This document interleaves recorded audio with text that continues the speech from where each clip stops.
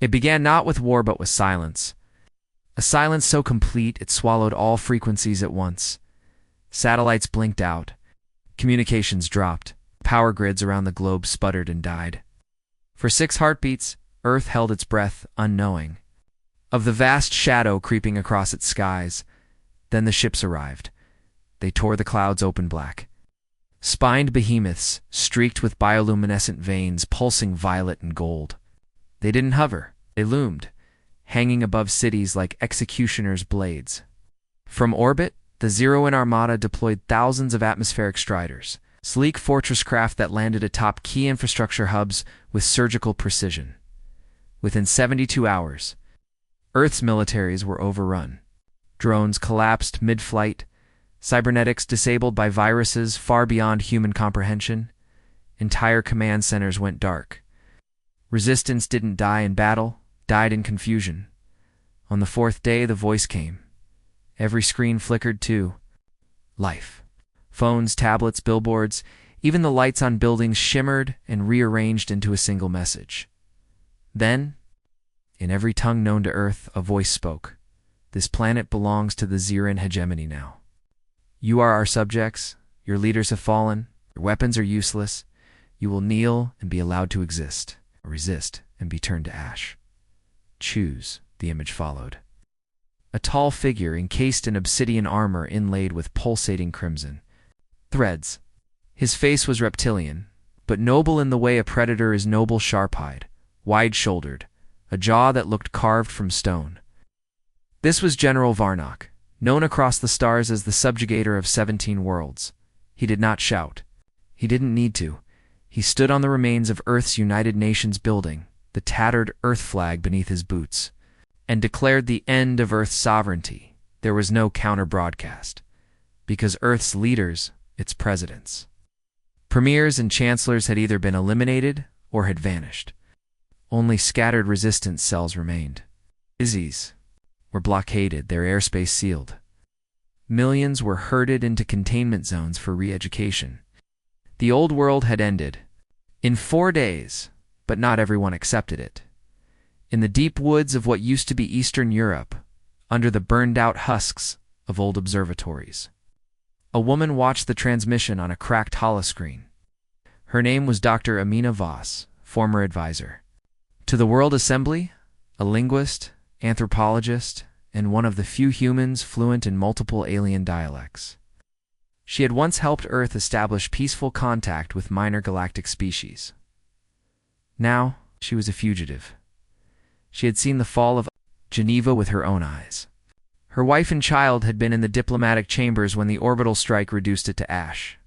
She hadn't spoken aloud since that day, but now she listened to the Zero-In language hidden beneath the translation, to Varnock's tone, his cadence, his arrogance, and most of all, to the ancient word he had used when he spoke of dominion. It's not rule, not conquest. He had invoked a ritual word, one rarely used in modern Zero-In dialect, a word from their imperial religion, from their warrior. Tradition's a word that meant not just ownership, but divine right. It's an absolute claim. A throne built on the bones of the defeated, that was Varnock's weakness. He didn't just want control. He wanted to be seen as destined, Amina. It didn't move as the holoscreen crackled and died. She looked up at the darkening sky, where the belly of the Zero-In flagship still cast its long shadow across the ruins of the Earth. Let him claim Earth, she whispered at last. I'll claim his throne. That night, she descended into the catacombs beneath the ruined observatory and met with others like her hackers. Outcast soldiers, underground builders, and thinkers who made up the core of a hidden resistance, known only by one name, the Phantom Grid. And while Earth lay under foreign boot, most bent their knees in fear or survival, Amina did not kneel. She began to plan. Not to survive, not even to rebel, but to take everything Varnock had built and crush it beneath her own feet. The war hadn't begun. Not really. But she had, and that would be enough. Varnock had claimed Earth. He believed it broken, but something stirred beneath the surface. Quiet as breath, sharp as a blade. Across the continents, the first whispers of organized resistance began to flicker to life, and, at the center of it, all was a name that soon haunted every Zero-In officer's report, Amina Voss. She wasn't leading armies. She wasn't broadcasting rebel slogans. No. What Amina orchestrated was far more precise, far more dangerous, targeted collapses. One day, a zero-in command crawler exploded over the Andesit's anti-gravity field, turned inside out by a hacked core command node. The next, an orbital relay dish controlling half the planet's surveillance net was overridden and redirected to play recordings of human laughter and old Earth war songs on every zero-in channel. A week later, 4 elite zero-in tacticians disappeared mid-briefing in the subsector capital of Lagos only, for their bodies to be found suspended upside down from a human-constructed monument, burned into the steel. You wanted dominion. Come kneel for it. At first, Varnock dismissed the events as isolated. Coincidence? Insurgents scratching at the hull of an empire they could never breach. But then came the gridquake in Ashu Pacific, where 32 synchronized cyber attacks brought down a zero-in resource fleet in mid-atmosphere. Thousands of tons of refined quantum metals crashed into the sea, billions in imperial credits gone. More troubling than the destruction was the pattern. Every assault showed an intimate understanding of zero-in technology, command structure, and behavioral psychology. A human couldn't be doing this, at least. Not alone. But Amina wasn't alone. She had the Phantom Grid, a decentralized, self-healing network of ex-military officers, scientists, and guerrilla engineers operating beneath Earth's crust and through the quantum communication shadows. There were no ranks, no flags, just a singular purpose: make the Empire bleed from within, and bleed it did. By the 3rd month of occupation, Varnock's logistics chains were failing. Internal morale dropped across Zeron garrisons. Rumors spread among the troops of a human ghost who walked through walls, who could speak any tongue, who killed without leaving a trace.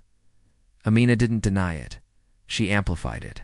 Her team began planting holographic illusions of her likeness, full-body projections built from recovered alien tech. Soldiers would open bunkers only to see her standing calmly in the center before vanishing into mist. Entire convoys rerouted to avoid her rumored presence. She became not just a saboteur, she became myth, and through it all, Amina was planning something far greater than a rebellion. She wasn't interested in retaking Earth through slow attrition. She was studying zero-in history, its laws, its oldest, most sacred traditions. That's when she found it. Throne claim. A forgotten protocol, buried deep within the Zero-in Imperial Code. Ancient law dictated that any being who secured 10 sovereign victories over Zero-in leadership had the right to challenge the reigning throne holder. Even across species, it was archaic, largely symbolic, and the last successful challenge had occurred over 1,000 cycles ago. But it was still active, still binding. Still, Amina had 13 confirmed victories. Her Phantom Grid had collected and documented every one. She had taken down more Imperial officers than any warlord in modern history. Every incident logged, every chain of command broken. She had the proof. She had the right. And now she had the plan, with the help of her embedded Allahs, some human, some sympathetic aliens within the Empire's fringes. Mina hijacked a live subspace ritual node and broadcast her declaration to the Throne Protocol archives of Zergu and Dash Prime. It was a simple statement, translated and encoded in ancient royal dialect. I, Mina Voss of Earth, bearer of 13 sovereign victories over Imperial command, to invoke right of claim. I challenge General Varnock for the throne of Dominion. It echoed through space. Like a THUNDERCLAP, the galactic court stalled. The noble houses of the Zero-in froze, and Varnock. He shattered a control console in blind rage, because by law, he couldn't refuse the challenge, not without invalidating his own dominion. To deny her was to forfeit the throne. To accept her meant facing a human on the ritual battleground in front of every watching system, every allied race, every subject of his rule. Bring her, he snarled to his advisors. Let the stars see her die. But deep inside, Varnock felt something he had never known in all his conquests. Doubt.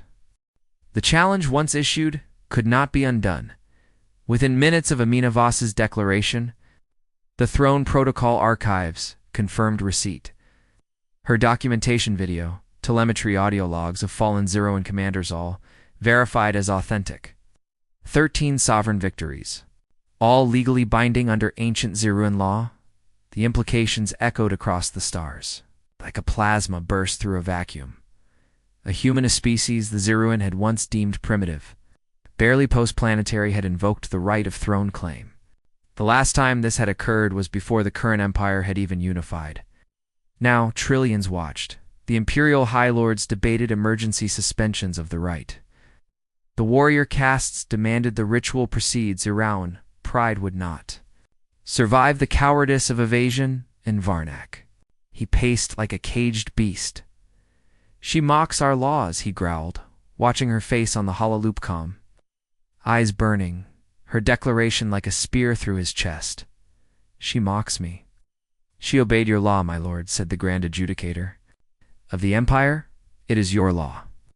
The Empire began to fracture along lines of fear and fascination. For some of the lower castes, especially those with bloodlines touched by past rebellions, Amina Voss became a symbol of something they'd long been denied: hope. Not just for Earth, but for every world under Zeroan oppression. Even within the command fleets, a subtle hesitation spread. The idea that the general could be challenged publicly, legally, and maybe even lose, shook the foundation of their martial religion. Because if Varnak lost, the challenger would not just be ruler, she would become divine. The Empire prepared. The arena, Zergu, and Dash Prime, the throne world, was a place of impossible scale. Its capital, Vakaroth, was a city of glass canyons, glowing towers, and temples older than most stars. Floating above it was the Sanctuary of Ritual War, a colossal orbital structure designed for the throne clan used for millennia. On the day of the duel, the galaxy watched, tens of trillions tuned in. Streaming feeds flooded the hyperlanes. On Earth, every surviving city projected the match onto skyscraper ruins and half-powered billboards. In the rebel strongholds beneath the crust, the phantom grid watched in silence, and aboard the sanctuary, under gravity-controlled platforms, and surrounded by throngs of warriors and nobles, Amina Voss entered the arena. She wore armor of her own design. Human alloys interwoven with recovered Zeroan tech, not bulky, not brutish, but agile, balanced. At her side, a spear-tipped in Starfire plasma weapon, forged in Earth's last remaining fusion forge, built to pierce even Varnak's ceremonial armor. She stepped into the light with no fear in her eyes. Across from her stood General Varnak, adorned in black-red battle regalia. His warix gleamed, its edge humming with magnetic field disruption. His breathing was steady, but his eyes burned with fury. He expected her to tremble, to hesitate, to plead. She did none of those things. The Right Keeper, a six-armed judge of ancient Zeroan lineage, descended and raised its voice. This is throne claim. No retreat. No mercy. One shall fall. One shall rule. A moment of silence. Then the bell sounded. Varna launched himself like a missile. His axe cleaved through the air, aiming to split Amina in two on the first blow. But she had studied his tactics. She had memorized his archived duel footage from past executions. She sidestepped, letting the blow sink into the arena floor, and struck. Her spear sliced upward fast. Brutal, but Varnak twisted at the last second, receiving only a glancing cut across his armored shoulder. He laughed. You bleed me first. That will be your legacy, human. Amina didn't answer. Her focus was total, calculating. This was no ordinary fight. This was symbolic warfare, the kind where every move was recorded, replayed, mythologized.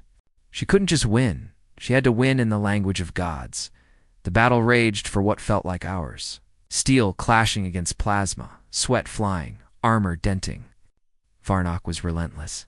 Stronger, faster, taller. But Amina was smarter. Every parry was measured. Every retreat was a step toward, baiting him into predictable patterns. The crowd, at first scornful, grew silent. They began to watch her, with awe, with doubt. With rising belief, a human was surviving. And more than that, she was turning the tide. Varnak's breathing grew heavier. Her cuts became deeper, and when the final blow neared, she twisted beneath his overhand strike and came up with her. Spear through the underarm joint of his armor the galaxy. He held its breath. He staggered back. Blood poured from his mouth. He looked at her, furious and afraid.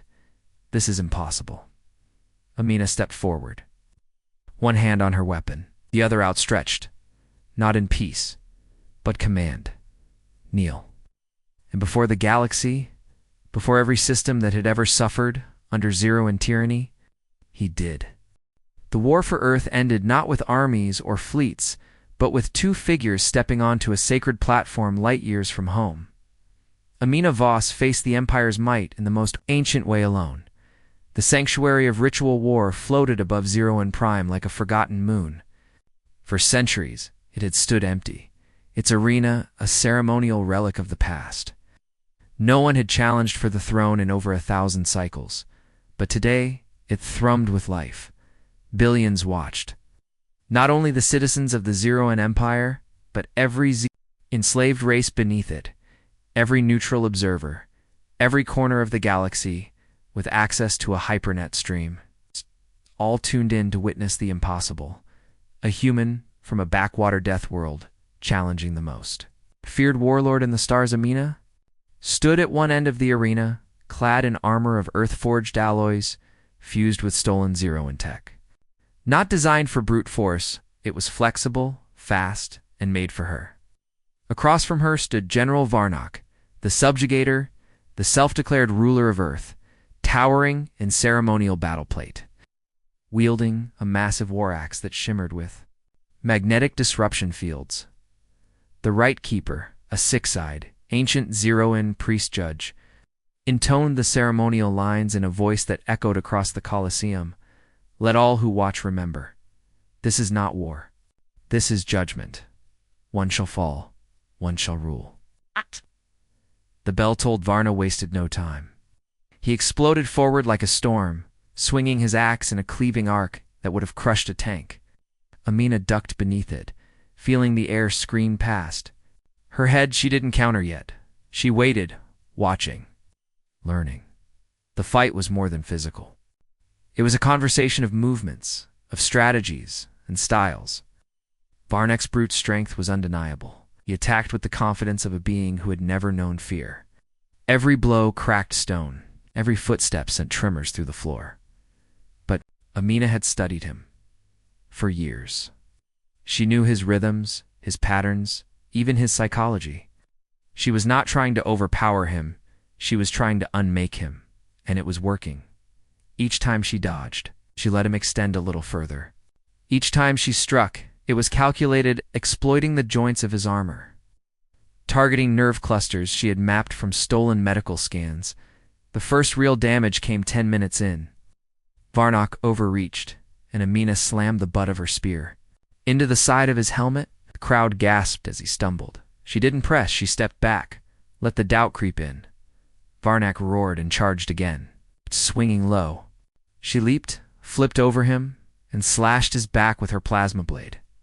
Sparks flew. His snarl became a growl of pain. For the first time in his long, brutal reign, Varnak bled in public, and the galaxy saw it. The arena's spectators fell silent. From noble elites to conscripted soldiers, they watched in growing horror and awe. The great general faltered. Even the lesser species, once silent observers, leaned closer to their screens. Could she actually win? Varnak grew reckless. Swing wider than the last, his steps more thunderous, his breathing heavier. Amina's attacks became faster, sharper. She jabbed his leg, he staggered. She struck his arm, his grip on the axe faltered. Then came the final moment. Varnak lifted his weapon overhead for one last killing blow. But Amina was already moving, ducking under the swing, spinning, and driving her spear deep into the vulnerable gap beneath his rib armor. The plasma core flared, cutting through flesh, searing vital organs. The general gasped. Dropped to one knee, she stepped in, withdrawing the blade. Blood dripped from his mouth. He raised his eyes, disbelief clouding them. This... is not possible. Amina stood tall. You came to Earth for submission. Now look who's kneeling. And he was. His body slumped forward, hands releasing the axe. The arena sensors confirmed it. Vital readings, posture, weapon status submission achieved. The Zero enthroned sacred law had been fulfilled. The Ridekeeper floated down, voice booming through the air. Combat concluded. Challenger victorious. General Varnock submits. By right of claim, the throne passes to Amina Voss of Earth. Across the galaxy. Systems updated. Varnock's title vanished from the networks. A new name appeared in its place, one no one had expected to see. Throne Bearer, Amina Voss. But even as crowds erupted in confusion and reverent awe, Amina's face remained calm. She hadn't done this for power. She had done it for every child who died in Geneva, for every slave in the outer systems, for Earth. She didn't raise her arms in triumph. She simply turned her back on Varnock's broken body and walked toward the throne she had earned, not to sit on it, but to change what it meant forever. The Empire was silent, not from fear or confusion, but because the galaxy itself could not comprehend what had just happened. A human, from a species previously dismissed as chaotic, backwards, and primitive, had claimed the Zero enthroned in open ritual combat, and now the most powerful seat in known space belonged to Amina Voss of Earth. But she didn't sit. The throne stood atop a dais in the sanctuary of ritual war, glowing with ancient circuitry and woven star metal. It was tradition for the victor to ascend immediately, to place their hand on the Dominion stone and formally begin their rule. Amina looked at it and walked past. Gasps echoed across the chamber. The Ridekeeper, visibly stunned, asked, "Do you refuse the throne?" Amina turned to face the galaxy's cameras broadcasting live to every world the Zero Empire had ever conquered in, replied, "No, I accept responsibility, not rule." It was a subtle but seismic distinction. In the following days, as Varnock was placed in containment for war crimes and ceremonial review, Amina took control not to expand the empire, but to dismantle it from within. Her first act as throne-bearer was unprecedented. The dissolution of the imperial slave castes, over 400 billion sentients, across 62 systems, were freed in one sweeping decree, executive order, backed by throne protocol and enforced by Zeroin. AI triggered subspace command relays to open the labor camps and deactivate control implants. Screams of joy echoed through space. The second act. The disbanding of elite Zeroin death squads and the establishment of independent planetary defense authorities under local control, from Earth to the burned worlds of the Orcal Fringe. Entire planets celebrated. Flags were burned. Statues of Varnock were torn down. Murals of a spear-wielding human and battered. Armor began to appear overnight, but not everyone was pleased. The noble houses of the Zero-N, especially those who had benefited from millennia of oppression, bristled. Some attempted legal obstruction. Others tried to quietly organize rebellion. Amina crushed them not with force, but with strategy. Using Varnock's own surveillance system, she exposed entire webs of corruption to the public. She gave oppressed species open access to once forbidden data vaults. She made enemies of those who profited from pain, and yet she didn't seek revenge. When her advisors offered her a chance to erase Varnock's legacy entirely, she refused. "Let the record stand," she said. "Let the galaxy see what was end, what will never be again." On Earth, her name became legend. Children learned her story alongside Newton, Turing, and Mandela. The United Earth Assembly, once shattered by invasion, reformed with new strength and new allies, many of them newly liberated worlds who now looked to Earth not as a subject, but as a beacon. Still, Amina remained cautious. She knew power any power could corrupt. That's why she created the Galactic Accord, a newly formed coalition of liberated species in neutral systems.